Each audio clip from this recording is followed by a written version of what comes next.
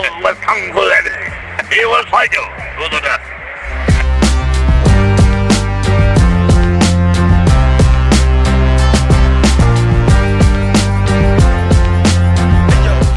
Alrighty guys, thank you for seeing me break down in silence. But at the end of the day, we love pro wrestling, right? Woo! Thank you. Thank you for coming out again. I truly appreciate you guys taking your time away from John Cena and actually coming here and seeing real professional wrestlers, real professional podcasters. With that being said, my name is Kung Fu Eddy BAYBEE, representing the Big Propaganda the Eddy BAYBEE. I'm here with one of my co-hosts. He is an amazing guy. He's watched me stress out, and at the end of the day, he's always supportive to me. Mr. Zello Smoke, BAYBEE. Hey, man, it's so incredible to be here. Like, we are grateful for you guys coming in. Truly. This is Well, such I like a my good moment style. right now. But, you know, we also have some great people with us right now. Great and scary. And scary, very scary, very dangerous. Dangerous. Very dangerous. Dangerous men. Let me go first by introducing a man that is he's a CrossFit coach and trainer. He's a motivational speaker. He is a power slap contender, ladies and gentlemen, in the middleweight division.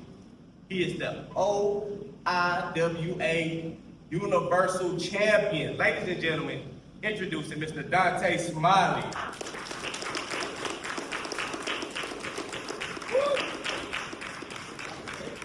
How are you feeling today? That is the most important question I try to ask everybody. How do you feel?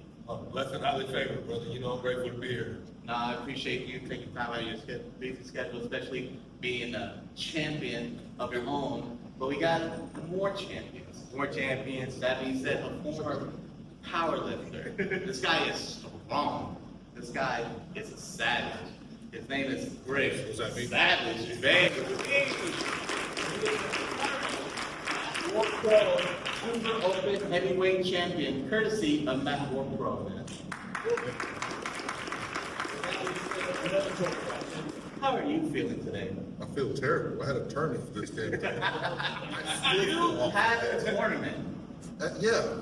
You didn't face one person. Not one. It was 21 people to start with. And then I had a tornado match that was 5 people. And from that, it was a singles match with the Barbed Wire Coal Miners Club. He's looking at the person responsible for this matchup. And then immediately after that match was the main event, which is a no DQ, no disqualification, right? Anything goes. Right after that, 4 matches for the goddamn thing. I'm still tired. It's not on the 24th. I'm still tired. Trust me, both of you gentlemen have a big responsibility, especially being on top of the mountain. Number one question that everybody asks, when did you guys become fans of pro wrestling? We start with Dontae. Fans of pro wrestling? Yeah, like the first time, like your earliest childhood memory, Man. earliest memory. It was probably when my dad had Monday Night Raw on. With Shawn Michaels was one of the first wrestlers that I ever watched wrestle. That's awesome. And I knew that was something I wanted. I grew up, man, just like everybody else did, having hundreds of figures, having the ring, growing up playing WCW versus NWO, growing up playing all the video games and stuff like that. But it seemed like a pipe dream to be able to actually become a professional wrestler, you know, until it wasn't. And then we hit the ground running ever since and never looked back. That's awesome, man. What about you, Mr. Savage? How many Technically, rings do you have? How many rings? Yeah, how many wrestling rings do you have? For the figures? Yeah. 2 I It's two of them, yeah. yeah. You have at least 2. Yeah, At least, well, right. a lot of people will have the one ring and they just have to change the aprons. Now the ring is steel cage. Right. The steel cage, if y'all remember the figures with the steel cages, like the ones that is the most expensive is the elimination chamber, like the old school elimination chamber. That is the most expensive. eBay goes for like at least 4 digits. So if you're deciding to get it, please, especially mint condition, good luck to you. But Mr. Savage, Yeah. you technically are a second generation pro wrestler. Technically, I am. So yeah, my dad was a wrestler. He got started late 90s. I was watching wrestling before that, right? So, you know, I didn't really kind of like get super into it until Scott Hall went to WCW. That's when I started watching it religiously. right? Had the two TVs on, Yeah. right? So that you swap back and forth. Now we had two TVs trying to watch both programs. So that's when I really started getting into it super hard. And I started trading probably when I was like 10 or so for a few years. I got out of it. Yeah. Was trying to be, I did a bunch of sports. I did my Greco wrestling, my track and field, my football and stuff. And man, I didn't really kind of latch onto it super hard. Fell into the powerlifting thing and excelled at that. Yeah. It was super great, right? And retired about 6.5 years later. I wasn't going to do anything. I just didn't know exactly. I was going to hang everything. Every physical sport I was done with. I tried everything under the sun, all right? I didn't want to do anything. And then a friend of mine was like, why don't you get back into pro wrestling? I was like, I don't know. Went to a training day and just like got after it for like 3 hours, right? I drove 3 hours to there from Austin, right, to Dallas. Trained for 3 hours. Trained for 3 hours. Jeez. And we're from Houston, so we know that drive. And then drove 3 hours back, right? And that whole 3 hours, like the road was silence, and it was like, that was fun. Let me try it again. So I did it again, and then when I got back the 3 hours, I think it was like a storm was coming in that day too. Oh my God. It was raining. It was freezing. I cut up a denim vest that I had. I just bought this damn thing. I cut a denim vest in half, put on one of my old black singlets and stuff, put on some combat boots and some wrist tape, and I cut a vignette outside in the mud. Right? It was like, I was like, yeah, I think I'm gonna do this. Like it took off from there, man. Yeah, that happened in 2021, and then March 2022, my first match took off from there. Wow. So ain't stopped since. That's amazing. And since this is a panel of fan participation, we'll start from this side and just yell out your earliest memories of pro wrestling. Just wrap us up. Don't forget, your memory will age you out.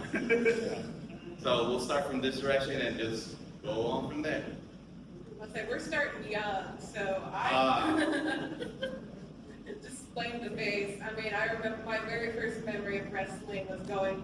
My dad took me to his friend's house to watch the pay-per-views. So my very first one was one of the Cena Rock matches, and I already knew the Rock from like the game plan. Like he was already doing movies by then, and I was like, this is cool. Like he's actually fighting, and so. Yeah, just years later, like going to house shows, we went to both the Dallas WrestleManias here. It was just really, me and my dad was really into it. So us always watching Raw and SmackDown and everything, that's how she got into it. It was like, yeah, we actually pop in on what they were like screaming at every day. Now, were you a Let's Go Cena or a Cena Sucks fan? Right now, it's funny to say Cena sucks. I say that as I have like a picture from like 2013, me like at one of the house shows, yeah, full Cena gear, full everything, but it's just funnier to say Cena sucks. That's awesome. With that being said, gentlemen, I had a plan to show the clips of why I became a fan of you guys. Oh, man. Shout out to Matt War Pro for creating this weird concept. Again, I wish I had the video, guys, so I apologize for that. But please go to Matt War Pro on their YouTube channel and see this match. The match is in its entirety. It is the four-corner dog collar match. Rat King. My apologies. All right, guys. But that's basically the concept. 4 gentlemen with a dog collar in each corner, and all hell broke loose. Dontae, what was your idea of that match when it was presented to you? I was like, I get to be violent. I have a weird infatuation with paid violence for whatever reason. We'll get to that. And so when I heard what it was going to be, I was automatically already sold. You know what I mean? What I didn't expect was to see this big old dude break the chain out in the center of the ring like he did. Because I think a few other people thought they were going to be in trouble at that point, and I knew things were just about to get even more real. And then everybody just got locked in, and we went to war for 25, 30 minutes out there, trying to break each other for what it was. And unfortunately, I failed at that time. Break failed at that time too. Yeah, we fucking choked. That's crazy. It was, it just ended up being one of them situations where we got so locked into it, and if I wasn't gonna win, he wasn't gonna win. If he wasn't gonna win, I wasn't gonna win. And Dontae Leon, same thing. You know what I mean? Shout out to Dontae, along with Damon McCullough, who was in that match. And unfortunately, Damon was the one that ended up pulling out because some of us just couldn't get over ourselves in the heat of the moment. What about you? Because most of my clips that I have for you, Brick, is you dominating. I swear to God, guys, I wish I would show you the video. This guy did not go down at all. I've never seen him on his back, he was just dominating everybody, That's great. Pause, thank you, sorry. Wow, right there. Pause, guys. Well, so in that match, like, all four of us are chained together. It's not just like, it's 2-on-2 deal where it's like everybody's gonna separate it, like, or even singles where everybody's separate and you get to run around, you can escape. You can't escape that deal, right? There's no evasion, you can't get away from that deal. So even when you're getting your head bashed in with the chain, you can't like run away from it. You're attached to somebody else. Now there was a point where I did break the chain and it separated. At least two of us. I'm a master manipulator. Sometimes I like to get my hands dirty and manipulate the situation to a degree. So, I unhooked the chain and I got a piece of somebody else that was getting on my goddamn nerves. So, beat the shit out of him for a while. And then switched back, right? So, like, I at least was able to jump back. And I was kind of in the confines of the rules, if the word. Right. No, they were Absolutely zero. No one said I couldn't break the chain. All right? No one said I couldn't break the chain. The best part of the match, y'all, was afterwards, where Damo was holding the title, everybody's cheering, everybody's celebrating. These two guys still whooping their ass. They're still being violent. They're still fighting. I respect my student. I'm a fighter for a chance to get, so I might fight here next time. I mean, it's crazy. You guys are so cordial right now, man.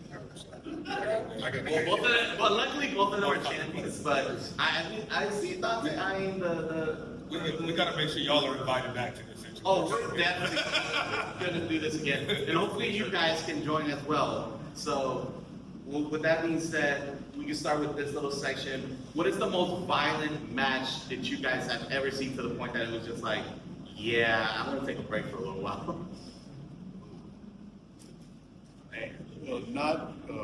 Go ahead.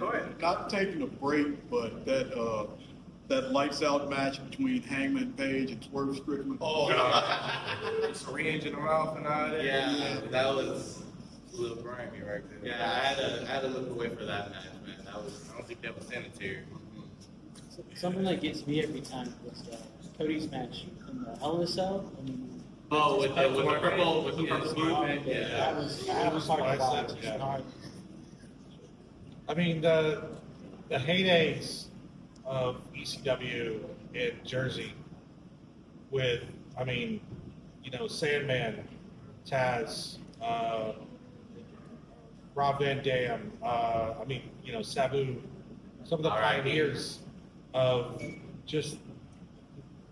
violence, and some of the blood and, barbed wire and explosions, and it called back to a lot of, New Japan Pro Wrestling and some of the stuff that WWE was still able to do back in the Attitude Era.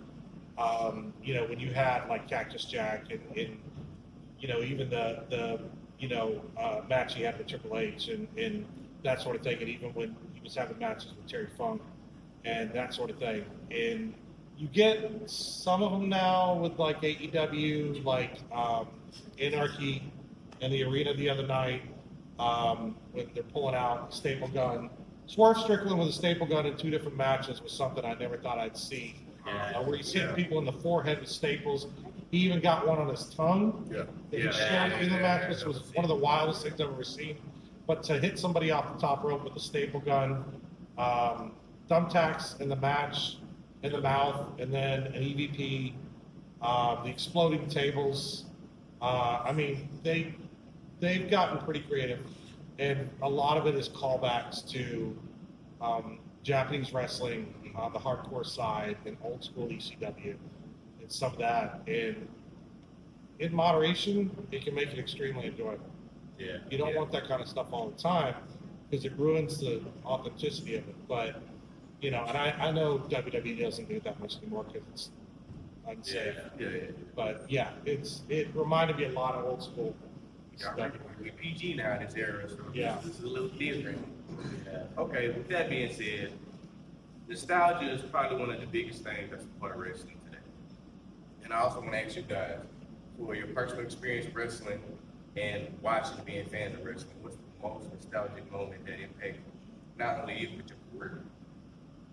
Oh, I think the moment where really my career changed, per se, to where it was going to start, taking off was when there was a company that was called CYA, Control Your Narrative, that formed in 2021. And at that point, I've been wrestling 7 years, 'cause I started in 2014. But getting, yeah, my body feels like it too. But being part of that and getting to learn and just travel the road with people like an EC3, Braun Strowman, Flip Gordon, and see, Karrion Kross back when he wasn't part of WWE during the time off, was doing stuff with us and not only being in the locker rooms, being in the houses, being in the roles with those guys, being able to pick their brain and getting myself to a position to where I became the top babyface of the company while we were around on every single flyer. Before the tour got canceled that we were supposed to go on after Adam got signed, I was on the main tour flyer and stuff like that. That situation changed everything for me. Everything really took off at that point. I had big moments and big matches before that, but being part of that and getting myself over like I did and them putting me over in the way that they did absolutely changed everything from that point forward. Everything elevated after that. Everybody's who we are today. Champ over there, man. Right. What about you, Brick? Man, I'm not that old. I'm old. Not that old in wrestling, that old in age, maybe. No, keep it somewhere out here. I haven't wrestled officially that long, but man, one of the things that changed a lot for me was being in that World Pro. I don't have like a persona that's just made up. It's just a personality of mine that's that was somebody I used to be that I didn't really like so much, right? So, but being able to delve into that character more and like pull out some intricacies that really invite you in to want to watch, right? Not just for the wrestling stuff, but for the way I'm able to tell the story. And I think that it was probably the Jay Alexander match that I had that kind of started everything off, where I essentially had to get put on first. And I don't believe I'm a person that should open the show. I should be doing the main event, right? So it started off with, my untrustworthiness for people, to claw my way to prove myself, essentially. It wasn't for anybody else, but just to myself that I belonged where I was supposed to be in the main event area, and having to go through that entire trial that, most of the companies I work for didn't believe me in that capacity to do. And my World Pro gave me that chance to really kind of start that era for myself, and like bring that really essentially to Texas and everywhere else I'm taking it. So that whole story where that evolved from to now, I think it's probably one of the best things that's happened for sure. Texas. 100%. It definitely changed the game in all aspects in the team. And that's one thing that the old cliche was old is new, and no matter how things change, like there's stuff that will stay the same. There's one thing that I kind of respect out of you both is that you guys create your own schedules. You guys have your own ambition. Like obviously the goal for every wrestler is WWE, Like that's everybody's goal, but at the end of the day, a lot of people are content or they'll just find other avenues. Like for example, Dontae out here want to slap people. So where did that concept or where did that opportunity came from? Just doing the power slap. Came from a phone call. I mean, like, you know, it's funny because I've been watching already Power Slap because I like UFC. You know, Power Slap is owned by Dana White at the end of the day and stuff as well. And so I knew about it, but then they go through a process with everybody where they'll like throw a combine, invite people out to it, see who wants to do it. Obviously, everybody don't like that much violence. Also, everybody doesn't have a chin that thinks they have a chin. Like, out being out there and whatnot. And so I got a call from a good friend named Simbodi, who he's like Kazarni back in the WWE days. Oh. And exactly. And so he is one in their talent relations department and helps them recruit. You know what I mean? And they've gone through a lot of people that they've recruited that haven't voted out well because some of them people off the street, some of it's former football players, basketball players, track people, some of it's former martial artists, people that do taekwondo, jiu-jitsu, whatever else. And they figured that in trying out a few wrestlers might vote a little bit better because we, know how to take hits. You know what I mean? You know, scripted or not, like wrestlers do have to make contact with stuff. We do get hit, and we get hit with steel chairs and get thrown on the ladders and get hit with kendo sticks. It's not the greatest feeling in the world, or get knee to your face with chains. So it's not the greatest feeling in the world, you know. But the one thing they know is that to do something like that, you have to be half-ass crazy somewhat already, you know what I mean, and be okay with a little bit of violence. And so I've known Sin for a lot of years, and he called me to see if I was interested. He was talking way too much. I tried to cut him off early and told him that I 100% was, and they invited me out. We did the combine, and luckily I was one of the first people to get to sign a contract from this last time around. I got into a 6-fight contract with him coming up. That's what they do majority of them for. And so my first match is going to be June 27th at the Fontaine Blue out in Las Vegas coming up here in a few weeks. And I'm looking excited to everything this is going to bring because being part of a platform like that bodes well for all the platforms that I'm a part of in the OIWA, being that war, because it's kind of the situation of wherever you go, there you are. You know what I mean? I'm not one thing, I'm all things, and all things are within me as well. So everything that I'm a part of gets like shined on it as well. If I succeed, them things can succeed because they'll go to my page and see everything that I'm about and all the different things that I'm doing. And so then people start tracking it. Same way if somebody finds me from that war, same thing if somebody finds me from the OIWA, when they see the other stuff that I do, they get engraved and engulfed into that situation of wanting to follow their journey and everything else as well. So it goes well for everybody. Everybody wins. When I win, and when the company wins, I win, and everybody else wins. And it takes a tribe to make all this stuff successful at the end of the day.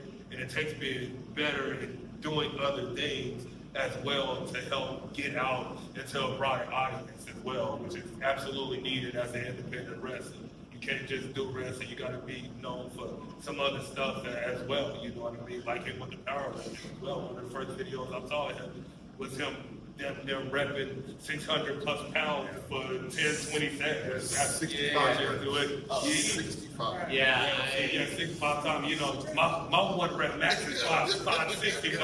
So the fact that somebody did 600 plus pounds for that many reps is absolutely insane.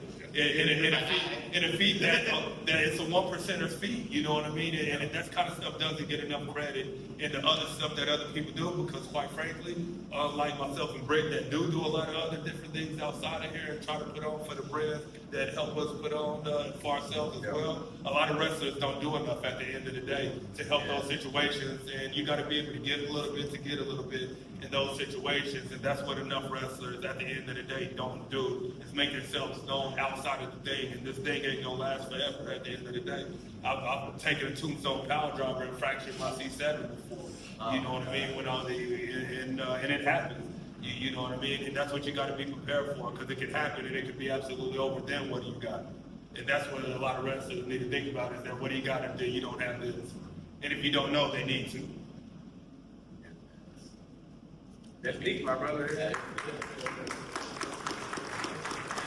Getting here early, who's a motivational speaker?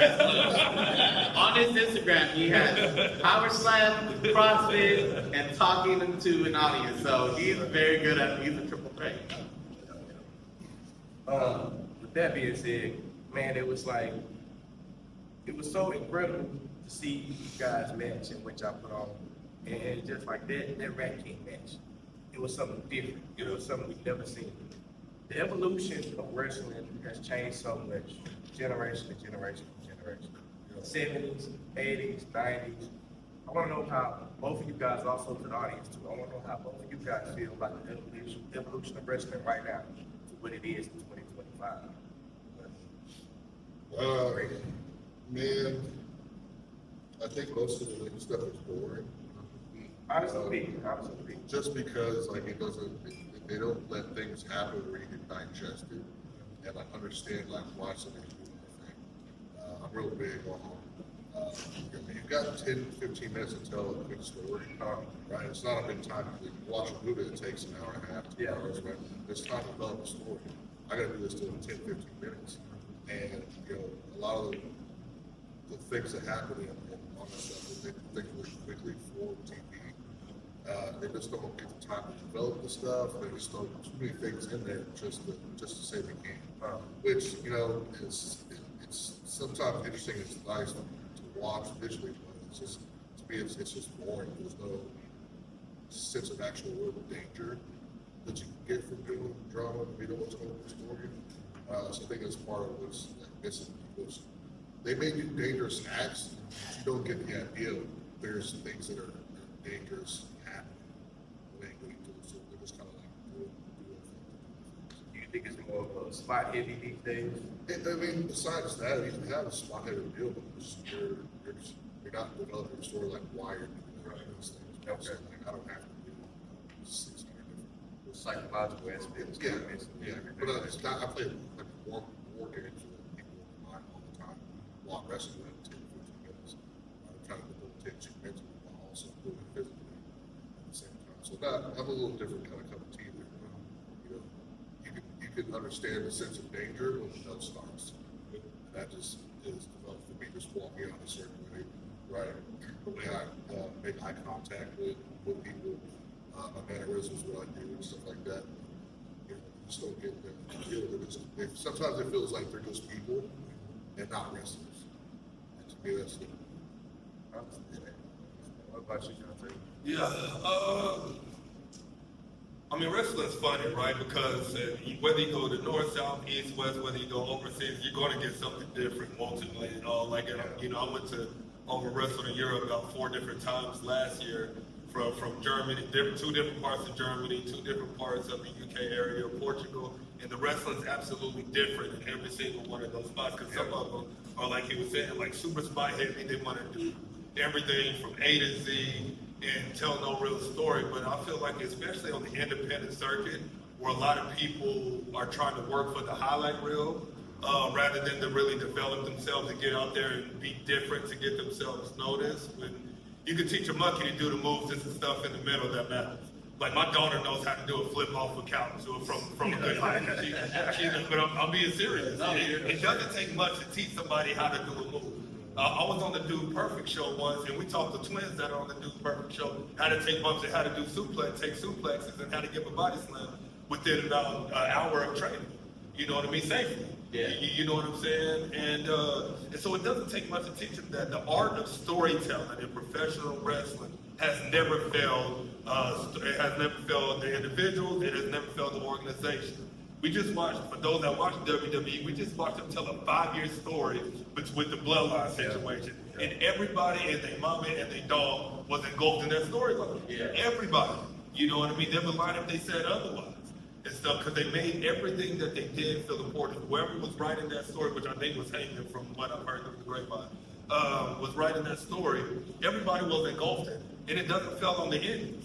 You don't have to go out there and try to kill yourself doing everything under the sun as a wrestler to get over it. When you still tell a story properly, it gets you over. You know what I mean? I've wrestled with people from like PCO to Josh Alexander to Chase Owens, where it's a lot of one-offs when you're the head guy and some companies wrestling these top guys as an organization is bringing them in. And it's your job to go out there and have the banger of a match, so to speak. But even still within trying to do that, you still got to tell the story for what you're trying to do. I'm wrestling people that y'all have never heard of, maybe never will hear of. I hope y'all do one day. You know what I mean? And have had stellar matches with them, audience-wise, and you know, suspending reality in that moment because of the story that we told, not only leading up with promos, which also was a lost art, and I could go all day talking about wrestling. Need to do promos and be better at them. And I'm not going to get, because that's going to get on my soapbox, because it irritates me when wrestlers don't do it. Yeah. I've been wrestling 11 years. Every single match that I've done a promo for. Yeah. And people wonder why, when they don't do that, and they do need to do a promo, why they're trash ass at it. You know, it's because you didn't do them. You never practiced them. You know what I mean? I put in that time to where I can get a microphone and just go. Live mic, hot mic, don't matter, record it, and you can just go. You don't need to sit there and think about it for 30 minutes. You know what I mean? You can ask that man sitting over there. You know, he's seen me do it before. You know what I'm saying? But at the end of the day, storytelling and wrestling is always going to win over just having a quick hot shot match that doesn't do that, where the guys are just in there trying to do hot spots to get over in that moment that they can see from absolutely anybody else. People want to be able to relate to that individual. It's a babyface job to get that person feeling for them. It's a heel job to cut that shit off. You know what I mean? To get the audience against them and what they do. And a lot of wrestlers these days just don't know how to do that to the extent that they, as well as to the extent that they need to be doing it at the end of the day, because everybody from match number 1 to match number 7 is just trying to go out there and have a banger. Yeah. And just like a match is supposed to have its highs and its lows build up, the card is supposed to have its highs and its lows build to the main event match. You know what I mean? And that match number 1 shouldn't be the main event match. Brick's right. He shouldn't be what he should. Nobody should want to be match number 1. Everybody should want to be the main event. And if wrestlers aren't working to know what it's like to have a main event match or be in the main event or be the top guy, then what the hell are they doing this for at the end of the day? Because the top guy is the spotlight guy. The top guy is the money guy. The top guy is the travel guy. And so when people don't want that top spot and they're just cool and okay with being on the card and happy to be here, okay, but get out of everybody else's way at the end of the day that actually wants to try to work to get themselves into a position to be in that top spot. Message. We only have 10 minutes left. Again, fan participation. If you guys have any questions to our guests, Brick Savage, Dontae Smiley, please, by all means, you don't have to raise your hand. This ain't school. You can just yell it out. Brick wants to speak. Oh, Yeah, you good. See, raise your hand. Sorry, go ahead. That's all good. I want to ask for both of y'all, like, what would y'all say would be y'all's favorite spot or move to take or do to somebody?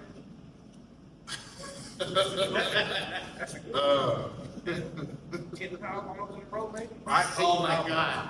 So I hate power bombs.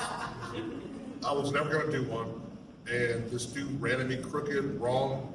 He did something weird. I snatched him by his waist, picked him up, powerbombed him, and then I did it again. And it blew up. That wasn't one of the. So I did it again, right? So I was like, everyone enjoyed it. So I started using power bombs more than the one I did that went super viral. Power bomb was gotten 5 times, and now everybody wants to be the power bomb the shit out of me. And I hate doing power bombs. I think my favorite one to give is probably my finish that I call 12-6. Essentially, I grab somebody from behind, the arms over my head, I throw them up, I spin them, and I turn them backwards, and I throw them on their face. Probably my favorite thing that I do.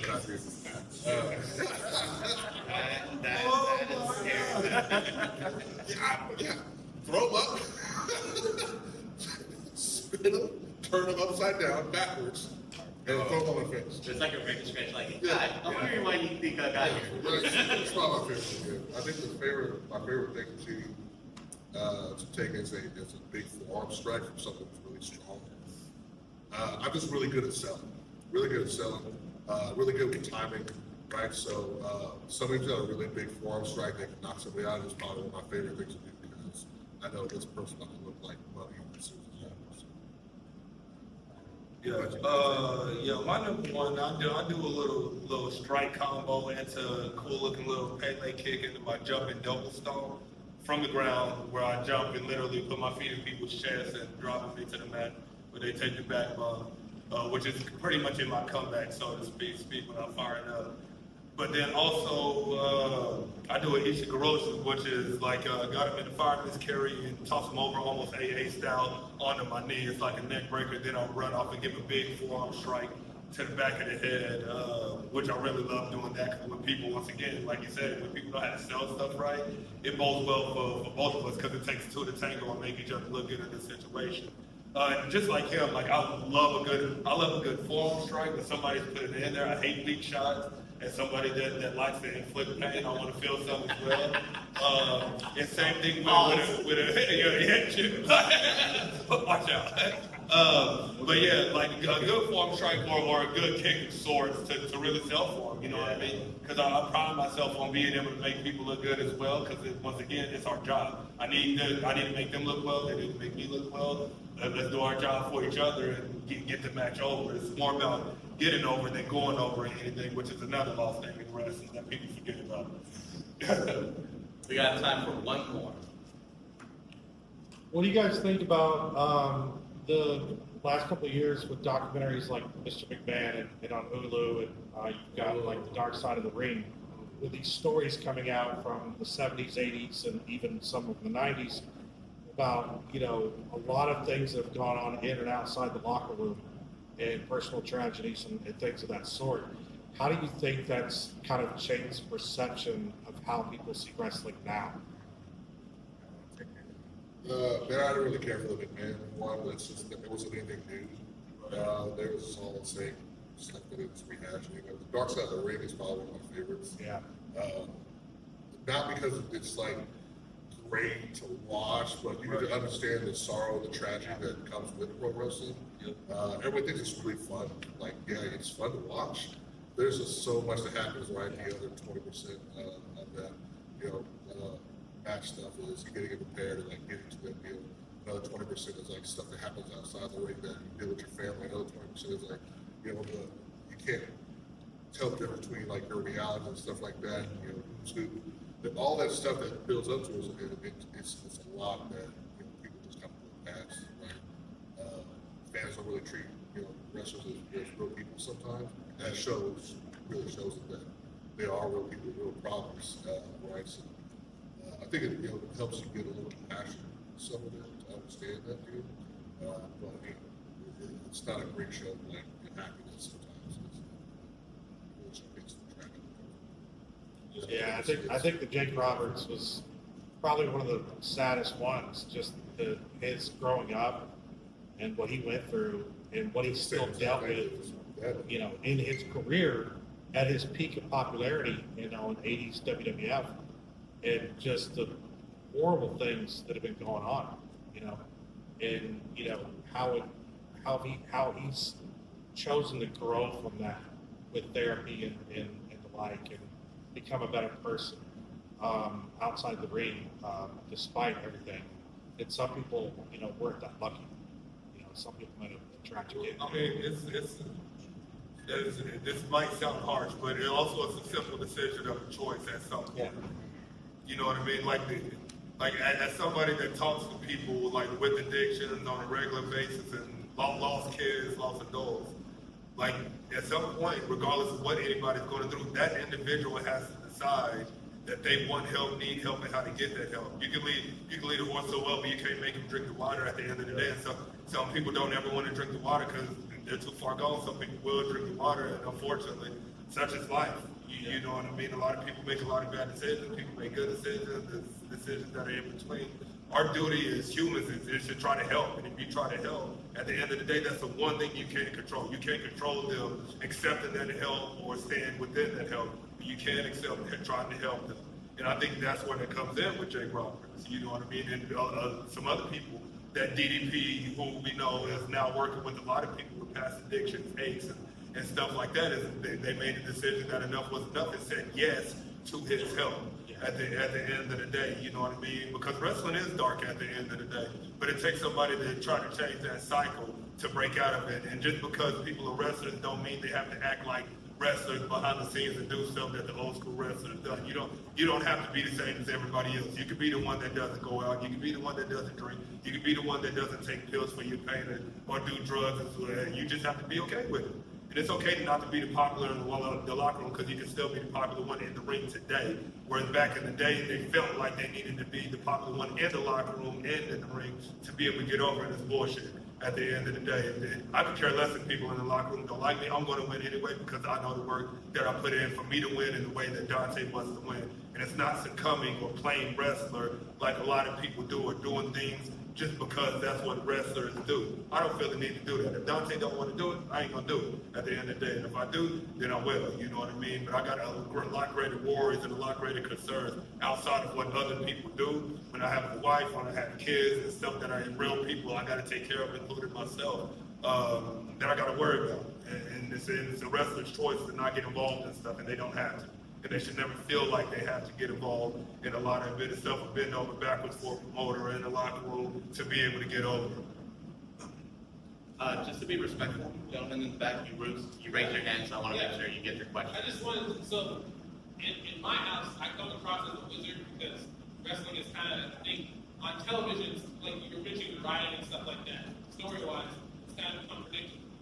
So like last Saturday, Saturday night's main event, my wife is a huge Jey Uso fan. Jey Uso's getting beat up by John Cena and Logan Paul, and I was like, Cody's gonna come out. Cody comes out. I was like, they're gonna have a tag match. Then that happens. All before Cody proceeded to do that stuff. Is that kind of some of the vibe that you're just saying? It's just like, I feel like now, because that Bloodline story was so good, like you're right, like, I had friends who never watched wrestling coming to me asking me like, bro, what is this whole Bloodline thing going on right now? Let me get invested. They get invested. Do you feel like some of that predictability now kind of ruins some of the essence of being surprised when something happens when it comes to some of these stories and kind of takes you in and out of it?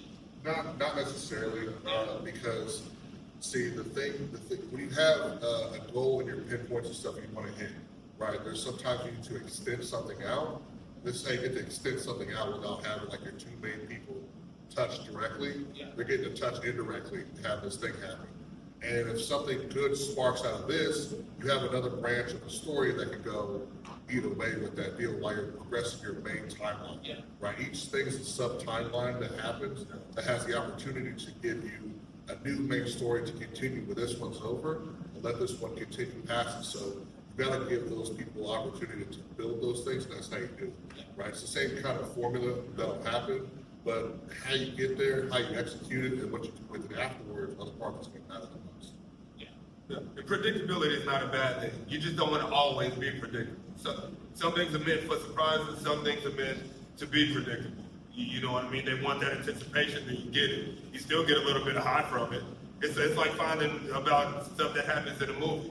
Like you could tell me the end of the movie. I'm still going to go see the movie, and I'm still going to enjoy the movie personally. I'm not one that gets all up in a rabble when somebody tells me what happens in the movie, because at the end of the day, you're still experiencing it for the first time, regardless of you knowing the outcome or how something may work out or whatever else. So you're still going to get that high from it. The endorphins are still going to hit.